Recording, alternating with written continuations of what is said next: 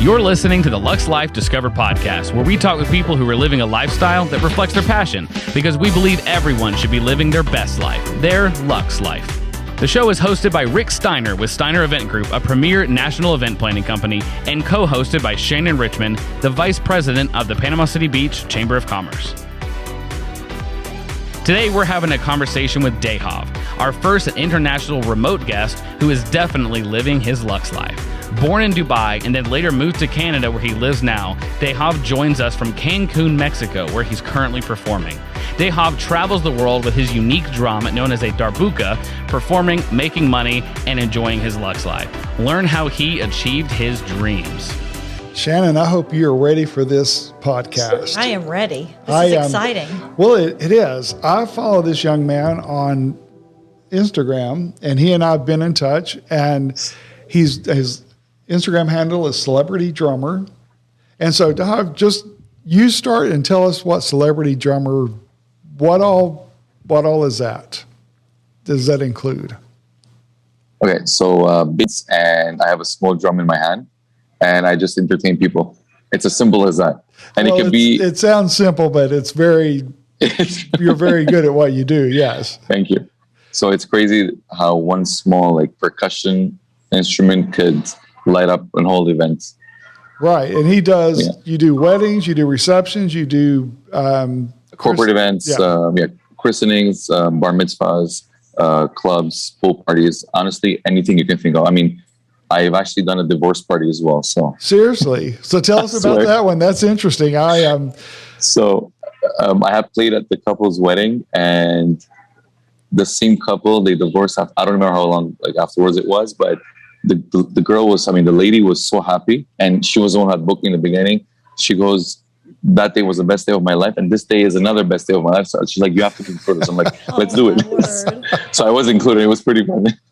That is great. So you have a drum will travel. Oh yeah, big time. And you go everywhere?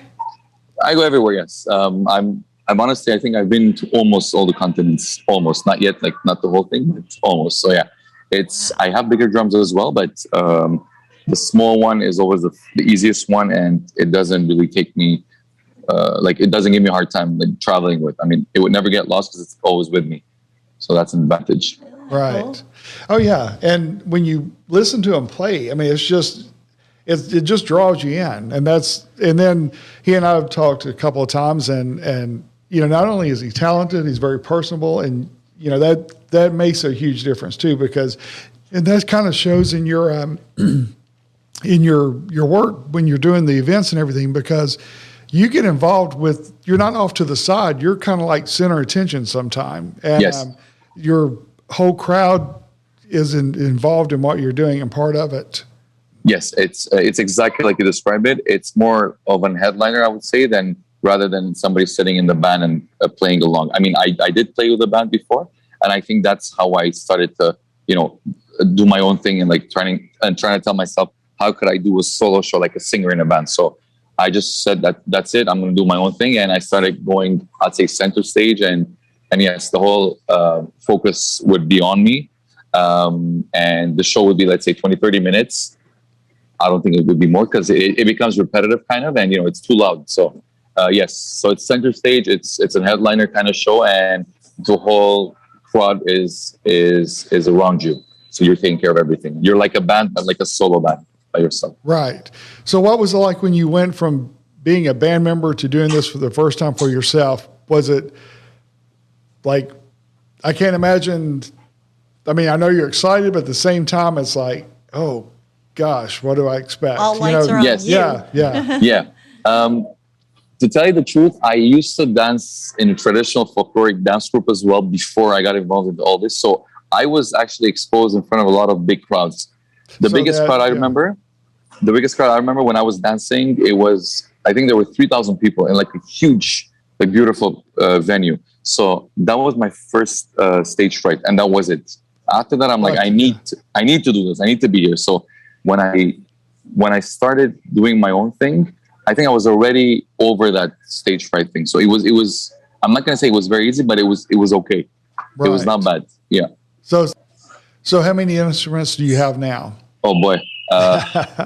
I have at least nine or 10 of these small percussion drums for myself. And of course, I've sold or like I've given the others that I've had like as gifts and stuff. Because for me, it's not worth selling because you're not going to make thousands selling it, right? I mean, even though at this point I am selling these drums, my own drums in Vegas. So we'll get to that afterwards. But the regular ones, you're not going to make money or live off that when you sell it. So it's like, I don't know, you buy a wristband and you keep it as a collection. If you like wristbands, you're not going to make so much money when you sell. So that's the idea. But I've given a lot of my own personal drums as gifts to people who like mean a lot to me. And each drum has a story. Like each drum has traveled with me at least like 6-7 times. Yeah, that's what I was going to say. How long do you, before you give one away, do they wear out? No, they don't. But there's one specific one I gave to a very good friend of mine's son. He's an artist. He did a very, very amazing job for me last minute. And I had to take that to Vegas. It was on one of my personal drums that I had to place in Las Vegas at one of the stores of a friend of mine at the Aria Hotel. So this little young man, he had to draw something on it, on the new one. So I had to give him one of my old ones. And that one was the toughest because I honestly had that for at least 12, 13 years. And that had been with me all over the world. It had been in the ocean, in the pools, like I would throw it in the ocean or like in the pool, dive, get it in, just like make videos out of it, play it at like the amount of sweat on that drum. Of course, I would clean it.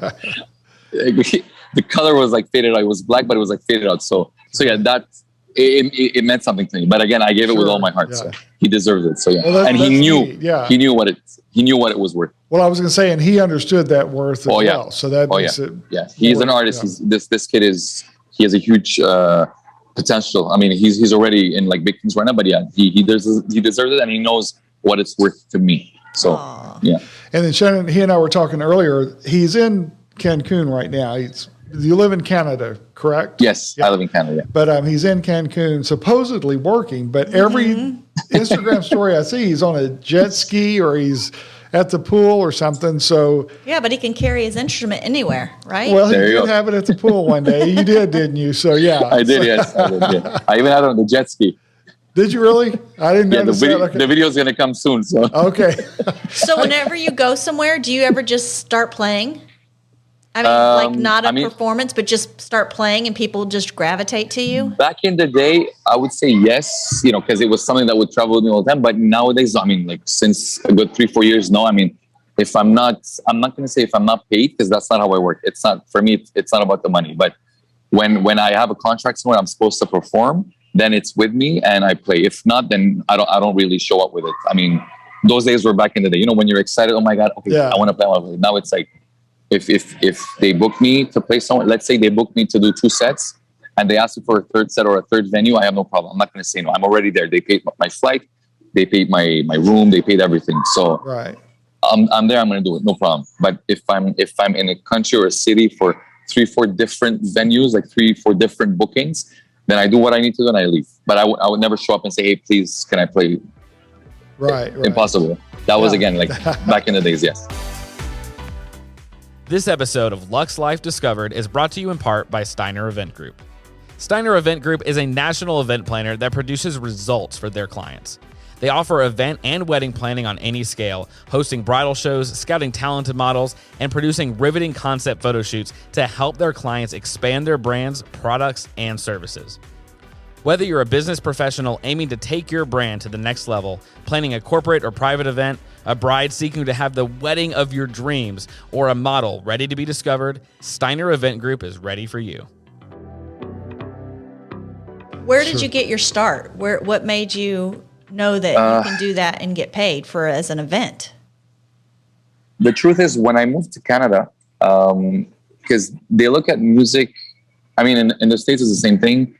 And back in Dubai, it was a bit. Back in the day, it was different. Now it's different as well, right? Back in Dubai, I would say, or like the Middle East or the Gulf region, the Gulf area.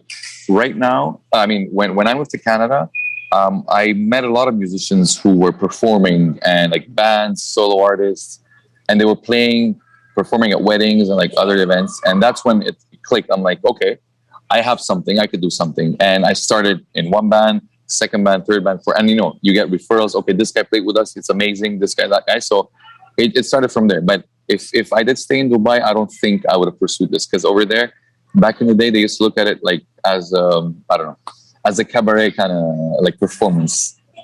You know what I mean? Like you're performing, and the girls are dancing like almost like topless, or like like with the least amount of clothing on them. But in the Western world, it's different. It's an art.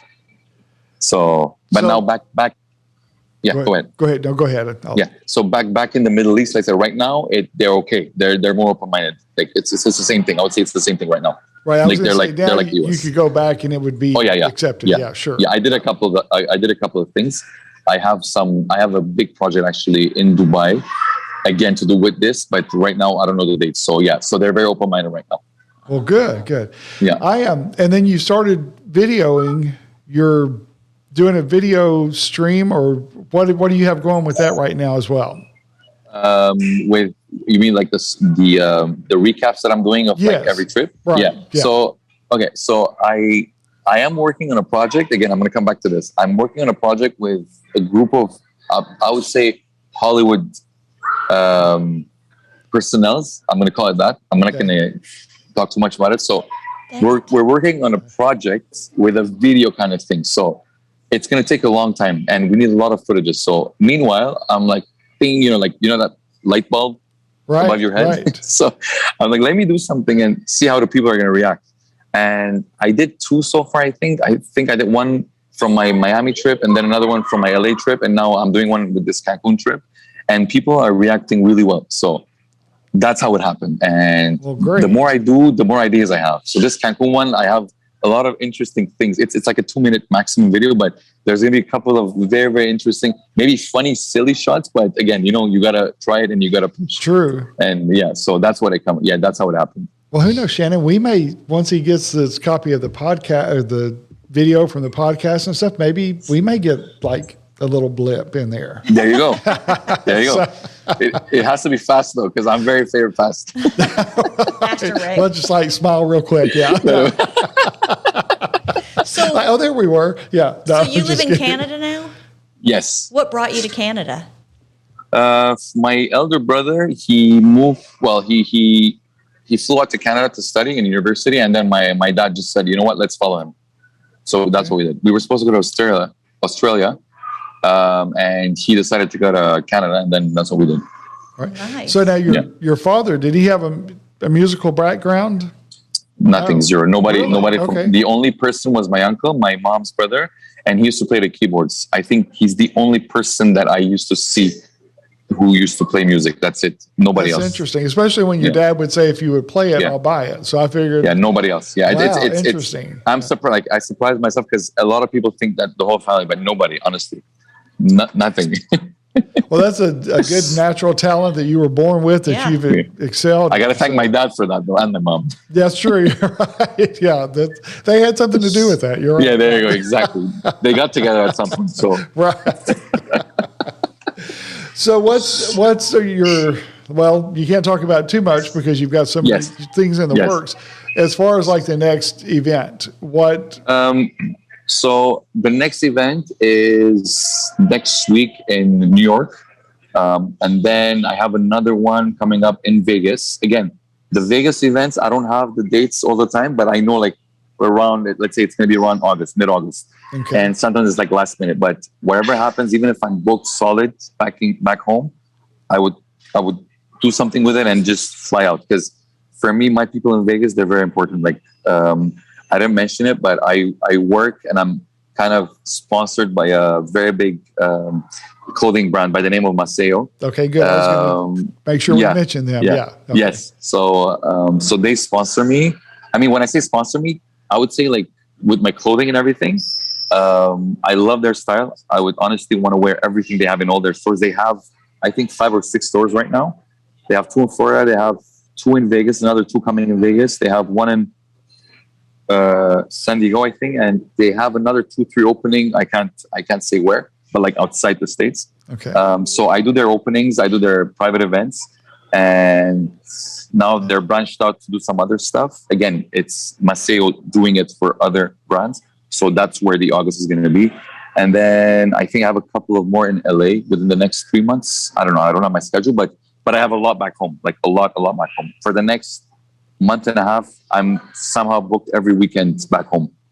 Well, good. So you enjoy the nice jet ski time and the downtime, because you'll need that energy for rest. For everything coming out. 100%. Yeah, it is. So I mean, even me, I'm sign like, all of them? yes, but like not electronically, but like they're kind of like engraved on them. Okay. Yeah. It's pretty expensive. I'm not going to lie. Look at him laugh. But yeah, He's like, yes, no. Yeah, it's pretty expensive. Like even I can't afford it to that point. I mean, so but the idea is it's not musicians who are going to buy it. Even though we did have a musician who bought one of them a month ago. So this is more for like, because the store that they have, the Maceo brand, is a very high end store. You have suits at like $5,000, $7,000. You have jackets at like $2,000. And I've actually heard with my own like ear, clients coming and saying, this is not expensive. And they buy like $15,000, $20,000 worth of clothing within half an hour. I've seen it with my own eyes, because I'm there. I show up in Vegas like maybe once every 2 weeks. So the idea is for people who like weird and random stuff, right? And they have collections at home, because the Maceo store, they have clothing and they have like statues and like random artifacts, like crazy kind of things. So this is part of that. Okay. Wow. And where is it manufactured? Where do they make your drum? I'm not allowed to tell you that. Oh, okay. Okay. You'd have to kill me if you told me. No, I wouldn't. I mean, I'd have to kill Rick, but thanks a lot. So, but this is what happens. So it's made in one country. Okay. It's shipped to another country. They kind of finalize it, and then it's shipped back to me, and I do something else on it, and then I take it with me by myself. So I take it to Vegas or to wherever I'm supposed to take it. Or if it's like urgent, I just ship it out. Wow. Okay. That's so cool. Yeah. Well, just in the short time we've talked, we've covered a lot of different cultures, countries, and it's amazing how it all ties in together to the final product and your talent, Yeah. So, well, good. So when they buy your drum, do they get a little like a video or something to show how you play it? Yes. So at each store, they have a huge LED screen. Actually, one of them has an LED screen looking at the lobby of the actual hotel. The other one has one looking at like inside the store. So whoever walks in the store, the first thing they see in both stores is my video playing. I have a promo video with like in a hangar with airplanes and like cars and girls and like colorful, colors and stuff with my drums. I think he has a lot so they of see fun. it. I know. I want to go to Vegas. I do. Yeah. So when they walk in, they see that, and then when they see the drum, they go, "Oh, so that's what it is." And then they ask the salespeople, like, "What is this?" So they show them who this guy is, what he does, and then to a point, I had one client who didn't end up buying because, like I said, it's expensive, right? So I decide if they buy and they have an upcoming event, I kind of include the price with me doing a show once, but it has to be within like, let's say a month. Right. It has to be within a month when they purchase it. Yeah. So That's neat. that's the idea. And they get like a small leather bag. I mean, they have a leather bag for the drum with my name. Like it's handmade. It's all handmade. And like some other small stuff. Again, it's all expensive and it's really handmade. So something to show that it's a genuine product. Right. And they get something else from the store, from the Maceo store. So, but again, it depends on the time, depends who's buying it. I don't have control over everything, but that's a concept. That is neat. That is neat. Yeah. I want to get him here for a concept shoot, and so if we ever get that worked out, that would just be awesome. We will definitely do it. Yeah, we will definitely do it. So, well. This episode of Luxe Life Discovered is brought to you in part by Steiner Event Group. Steiner Event Group is a national event planner that produces results for their clients. They offer event and wedding planning on any scale, hosting bridal shows, scouting talented models, and producing riveting concept photo shoots to help their clients expand their brands, products, and services. Whether you're a business professional aiming to take your brand to the next level, planning a corporate or private event, a bride seeking to have the wedding of your dreams, or a model ready to be discovered, Steiner Event Group is ready for you. Goodness, there's so much going through my mind right now. I know. It's like, because this is so, I think what intrigued me about when I ran across the first time I saw your video is just the uniqueness of what you do, because I don't know of anybody else that does it. I mean, I know people that play drums, but not like. Yeah, there are some people, but I mean, everybody has his own style. Yeah. And everybody has his own charisma. Yeah, that's how it is. Exactly. Your charisma. Yeah. That's a good word. That's it. That did pull me in. So so what have you done in Cancun on this trip then? You're there for business, supposedly. Yes. But yeah. Yes. So, So we were here for a week. We're leaving tomorrow. So my contract was they wanted to play at least twice, and they chose the place. So the idea was I show up and they look at the schedule that they have during the week and they tell me, okay, at this time you're going to play here, at this time you're going to play here. So I did one at the adult pool. I think it was 3 days ago. It was amazing. It was so hot though. Oh, I'm telling you, it was insane. It was insane. So that was pretty good. And then the next one is going to be tonight. It's by the pool, but it's a small, like a beach party kind of atmosphere. But it's not very far from the beach. I think tonight's going to be pretty nice. It's after the sunset, so it's going to be easier on me. Yeah. And then tomorrow I leave. So, and of course we took advantage of it. With the family, we had family from the US flew in as well. So we took a nice trip to an island here. It's called Isla Mujeres. I think it was like half an hour boat ride. Yeah, it was beautiful. Yes. Yeah. So that's one of my favorite. We go to Cancun and Isla Mujeres is. You've been there? Okay. It's my first time. Yes. I loved it. It was hot, but it was amazing. It is amazing. Great. They have a great national park there that we did zip lining and I passed it. Yeah. Yeah. Did you rent a golf cart there? Yes. Okay. That's what we did. Yeah. Because we did the whole island in like 3 hours. It was perfect. It was very good. Oh man, that's great. That's such a great place for sure. Well, so when you're not traveling, when you're not playing the drive, tell me what it's called again. Darbuka. Darbuka. When you're not playing Darbuka or traveling, what do you like to do? Because it doesn't sound like you have a lot of spare time, but it sounds like it, but it doesn't. Honestly, it's life goes so fast, right? So so I run a lot of errands. I take care of some family business, I would say. I fly airplanes, so that's my hobby. So I do that. Okay. I try to do it like once a week, like small, like single engine aircrafts. Right. What else do I do? I work on, music production. I have bigger drums, like big drums, like I was saying in the beginning. I try to practice a bit on that, but again, it's just the logistics is a bit hard for me to travel with. So every time I get motivated, okay, I'm going to do stuff with these drums. Then I go I have to charge much more and then I have to hire 2-3 people, travel with it. So, right. So I would say that's what I would do. And, take care of the family and, that's about it. Well, then traveling with the larger drums, then you worry about shipping and handling. A lot. And if they make it. Right. Exactly. Yes. Yeah.